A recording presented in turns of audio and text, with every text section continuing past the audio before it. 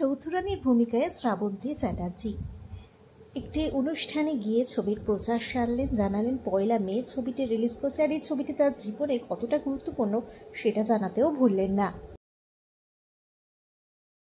আপনারা সবাই জানেন যে আমার একটা ছবি দেবী চৌধুরানী খুব শীঘ্রই রিলিজ হতে চলেছে। সব ঠিক থাকলে 1 মে রিলিজ হচ্ছে দেবী চৌধুরানী। বঙ্কিমচন্দ্র চট্টোপাধ্যায়ের উপন্যাস অবলম্বন করে এই ছবি। আমি সত্যি বলছি আমার জীবনে, আমার ক্যারিয়ারে ওয়ান অফ দ্য মাইলস্টোন হতে চলেছে। আপনাদের আশীর্বাদ ছাড়া হয়তো কিছুই করতে পারতাম না। আর অবশ্যই আমার বাবা মার আশীর্বাদ, এতগুলো ভালোবাসা মানুষের আশীর্বাদ পেয়েছি। এই ছবিটা আমরা শেষ করেছি, খুব ভালো হয়েছে। আর আমাদের সবার প্রিয় ভূমিকা মানে প্রসেনজিৎ চ্যাটার্জি এই ছবিতে আমার সাথে আছে, আমার সাথে স্ক্রিন শেয়ার করেছে।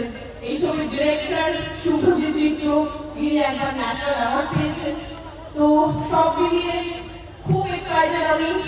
তো আমি চাই আপনাদের সামনে আজকে এই ছবির ছোট্ট একটা টিজার যদি আপনার সাথে দেখাতে পারি।